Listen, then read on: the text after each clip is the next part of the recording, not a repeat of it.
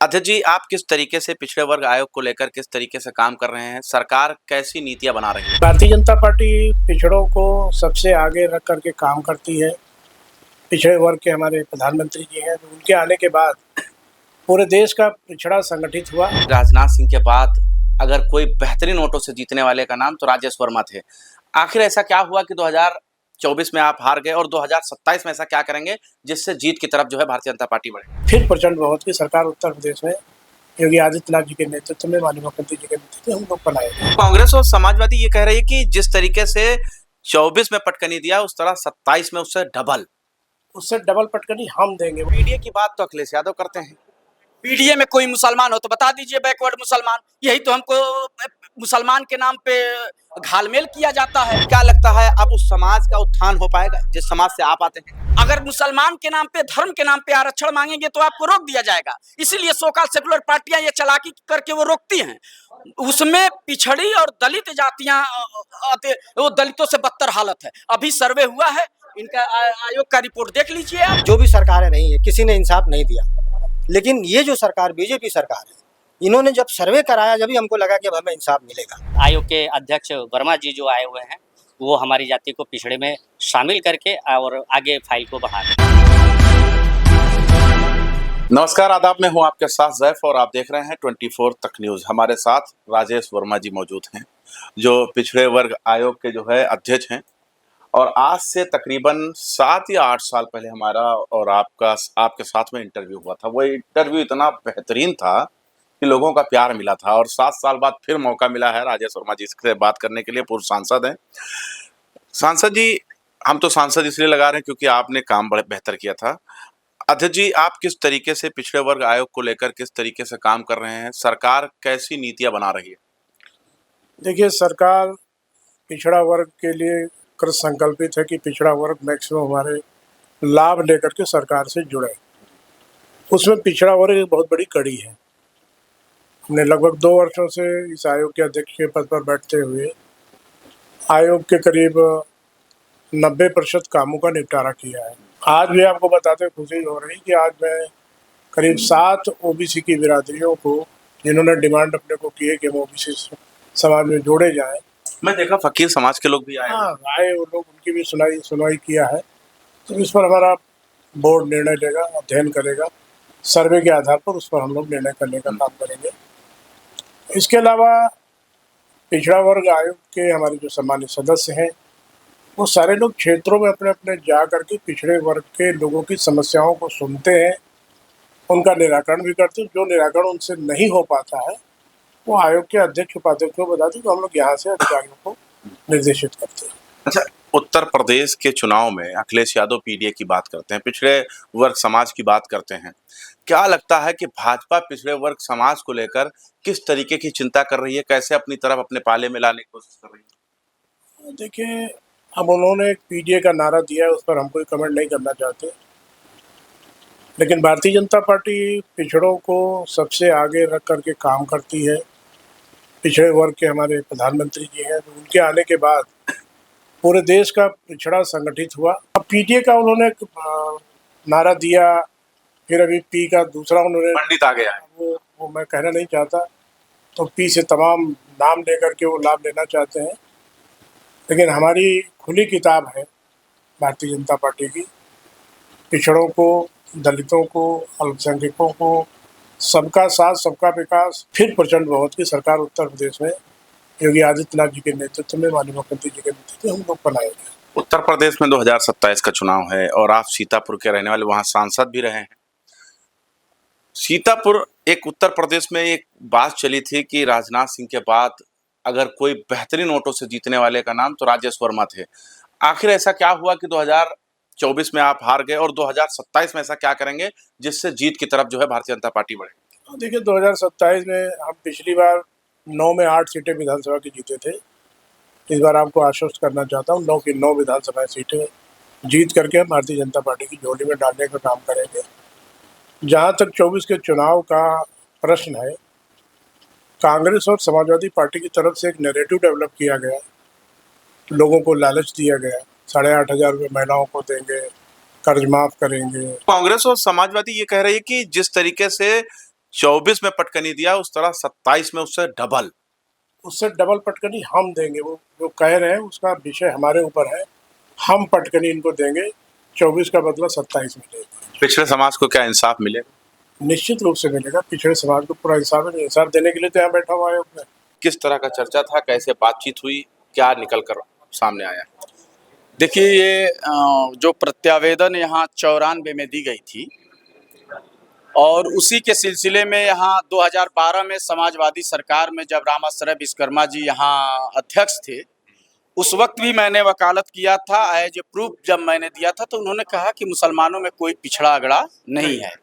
फिर 2016 में भी मैंने दिया और सारे साक्ष्यों के साथ मैंने दिया, वो अवॉइड किया और तमाम जगहों पे मैंने उनको टीवी चैनलों पे भी घेरा, लेकिन कोई सुनवाई नहीं हुई। और मैं माननीय मुख्यमंत्री जी को मुबारकबाद दे रहा हूं, जो 39 जातियों का उन्होंने सर्वे कराया, उसमें 3 मुस्लिम जातियों का उन्होंने डाला है। उसमें मुस्लिम पवरिया भी है, भाट भी है और बक्खो भी है। अभी 27 ऐसी जातियां हैं जो इस लिस्ट में नहीं है। फकीर जात भी है? हाँ, फकीर है, भाट है, भाट है, भाट है, नट कहते हैं, नट भी है, लेकिन अभी वो लड़ भी रहे हैं। मैं ये चाहता हूं कि बिहार के तर्ज पे उत्तर प्रदेश समेत पूरे देश के अंदर ये अति पिछड़ा आयोग गठित हो, जिसमें नट, भाट, पौरिया, डफाली, गधेड़ी, फकीर, भंगी, जोगी, मोची, लालबेगी, ये तमाम जातियों को उसमें सम्मिलित करके उसका लाभ दिया जाए, जैसे बिहार में पंचायत तक आरक्षण दिया गया है। पीडीए की बात तो अखिलेश यादव करते हैं। पीडीए में कोई मुसलमान हो तो बता दीजिए, बैकवर्ड मुसलमान। यही तो हमको मुसलमान के नाम पे घालमेल किया जाता है। अगर कमेटी की बात किया जाए, उसमें भी साफ लफ्जों में है कि मुस्लिम अति पिछड़ा, यानी मुसलमान जो है वो दलित से बदतर जो है वो जिंदगी गुजार रहा है। लेकिन हमने उसमें जब क्राइटेरिया देखा तो सबसे ज्यादा पिछड़े समाज के लोग बहुत ही निचले पायदान पर हैं। देखिए इसी में अब घालमेल आपने किया, आप पहले उसको स्टडी करिए। उसमें जो है सभी मुसलमान को SC ST के कैटेगरी में नहीं कहा। अगर मुसलमान के नाम पे, धर्म के नाम पे आरक्षण मांगेंगे तो आपको रोक दिया जाएगा। इसीलिए सोकाल सेकुलर पार्टियां ये चालाकी करके वो रोकती हैं। उसमें पिछड़ी और दलित जातियां, वो दलितों से बदतर हालत है। अभी सर्वे हुआ है, इनका आयोग का रिपोर्ट देख लीजिए आप। कि आज जिस तरीके से पिछड़े वर्ग आयोग को लेकर जो है चर्चा हुई, क्या लगता है अब उस समाज का उत्थान हो पाएगा जिस समाज से आप आते हैं? बिल्कुल, मुझे पूरी उम्मीद है कि अब तक जो है 1992 से लेकर के और अब तक जो है हम लोग पिछड़ी में शामिल होने के लिए जितना जद्दोजहद किया है, अब उम्मीद जो है कुछ लगा। जैसे इससे पहले अभी 2019 में सर्वे आयोग से कराया गया, सर्वे आयोग से हुआ और उनकी रिपोर्ट में हम अति पिछड़े में हैं आते हैं। तो मुझे आज उम्मीद है, ये चूंकि ये लास्ट स्टेप है जन सुनवाई का, यही सुनवाई के बाद जो है ये हम लोगों की फाइल जो भी जातियां जो है पेंडिंग है, 8 की घोषणा हुई थी, वो सारी 8 जातियों को जो है वो मुख्यमंत्री के पास भेज दिया जाएगा। अच्छा, अभी मेरी बात हुई राजेश वर्मा जी से, जो पिछड़े वर्ग आयोग के जो है अध्यक्ष हैं। उन्होंने एक बात कही कि इस समाज को लेकर, यानी जिस समाज की आप बात कर रहे हैं उस समाज को लेकर अभी तक किसी सरकार ने चर्चा नहीं की है और पहली बार ये चर्चा हो रही है। तब आपको क्या लग रहा है कि चर्चा अगर हुई तो आगे कुछ लाभ मिल सकता है? देखिए, मैं साक्ष्य के साथ ये पेश किया हूं। मैंने मंडल आयोग का उसमें रिपोर्ट दिया है। मंडल आयोग के क्रम संख्या 31 में जो हिंदू पवरिया तो है, लेकिन मुस्लिम पवरिया छूट गया है। इस तरह की जो और भी जातियां हैं, नट, भाट, पौरिया, डफाली, गधेड़ी, फकीर, भंगी, जोगी, मोची, ये तमाम जातियों का मैंने दिया है। मैं अकेले लड़ाई नहीं लड़ रहा हूं। इन सभी जातियों का मैंने सच्चर कमेटी की रिपोर्ट पेज संख्या 202 पे, उसमें जो सिफारिश की गई है जस्टिस सच्चर साहब के द्वारा, नए डोर के माध्यम से, जो हमने दिल्ली में भी उनके साथ हमने काम भी किया, सेमिनार भी अटेंड किया। ये एक लंबी लड़ाई है और आजादी के बाद लुटा है बैकवर्ड और दलित मुसलमानों का हक चौराहे पर। सर, आज पिछड़े वर्ग आयोग का जो है बैठक थी, किस तरह का बैठक था? कौन कौन समाज के लोग आए थे, किस जाति के लोग आए? माननीय अध्यक्ष जो पिछड़ा वर्ग आयोग के अध्यक्ष हैं, तो उनके नेतृत्व में सुनवाई थी जातियों की।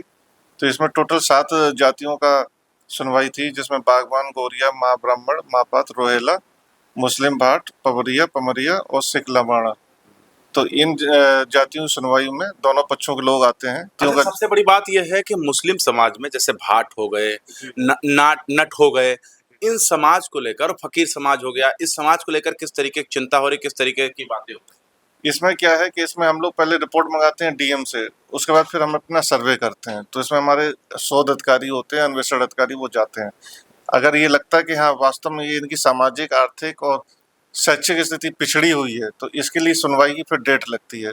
तो उसमें ये अपना पक्ष रखते हैं। अगर ये इसमें उसमें ये वो जो इनका वो होता है क्राइटेरिया, उसमें अगर फुलफिल करते हैं तो फिर हम उनको ओबीसी में सम्मिलित कर रहे हैं। अच्छा, आजादी के बाद से लेकर दूसरी बार सर्वे किया गया है, या तो एक बार 1994 या 1995 के आसपास हुआ था, या 2000 आपके क्या कहते हैं 24 में हुआ है शायद। जी जी जी। तो किस तरह का चुनौतियों का सामना? इसमें देखिए सर्वे अब कंपलसरी हो गया। इंदिरा साहनी बनाम भारत सरकार वाला जो निर्णय है, उसमें हमें क्राइटेरिया मेंशन किया है सुप्रीम कोर्ट ने कि इसमें आप इन आधार पर सर्वे करेंगे। तो वो हमारे पैरामीटर्स बने हुए हैं फॉर्म में, तो उसी हिसाब से हम सर्वे करते हैं। अगर उसमें फुलफिल होंगे तो उनको ओबीसी में सम्मिलित करेंगे, नहीं होंगे फुलफिल तो नहीं करेंगे। आज पिछड़ा आयोग का जो है कार्यक्रम था, क्या कहेंगे, क्या बताएंगे? देखिए, जो पिछड़ा वर्ग आयोग का आज सुनवाई थी, टोटल 7 जातियों की सुनवाई थी। इन 7 जातियों में हमारी एक जात थी भाट।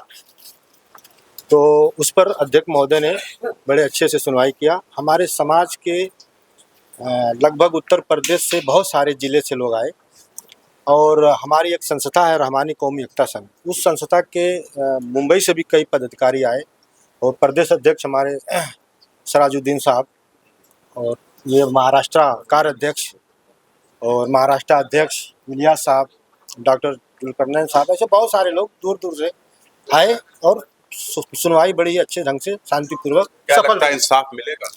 देखिए, अभी तक जो भी सरकारें रही है, किसी ने इंसाफ नहीं दिया, लेकिन ये जो सरकार बीजेपी सरकार है, इन्होंने जब सर्वे कराया, जब भी हमको लगा कि अब हमें इंसाफ मिलेगा, तो जरूर इंसाफ मिलेगा, आशा है। किस तरह का सुनवाई हुआ? अभी उन्होंने ये जानना चाहा कि भाट नाम को और भी कितने नामों से जानते हैं।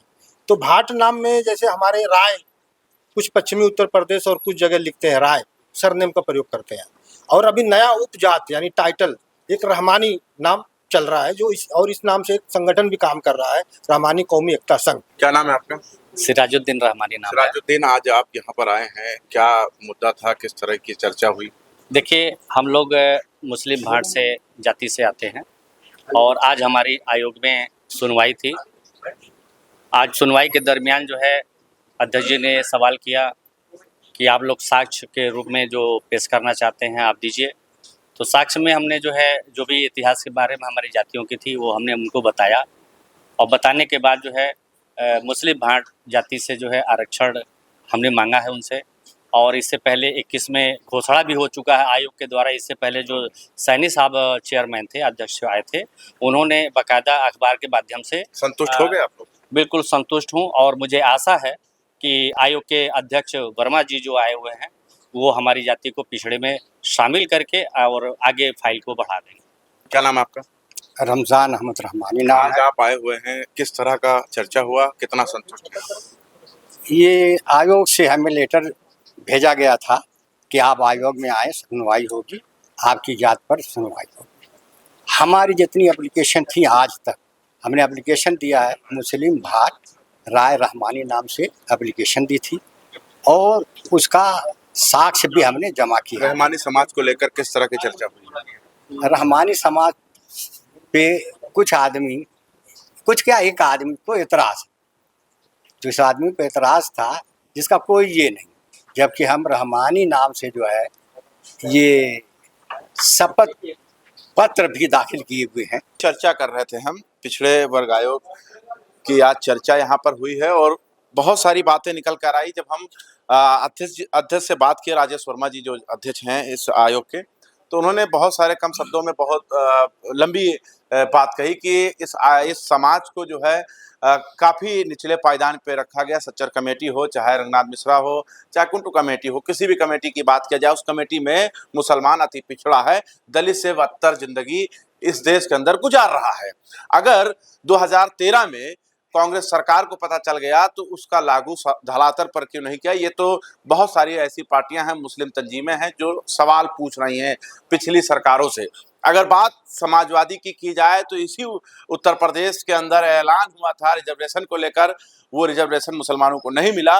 यही बात है कि हैदराबाद के सांसद असदुद्दीन अवैसी खुले मंचों से ये सवाल समाजवादी से पूछते हैं।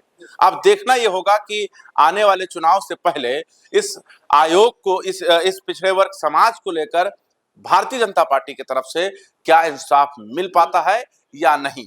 ये बड़ी खबर होगी हमारे और आपके लिए। देखते रहें आप 24 तक न्यूज़, जब तक इनके साथ।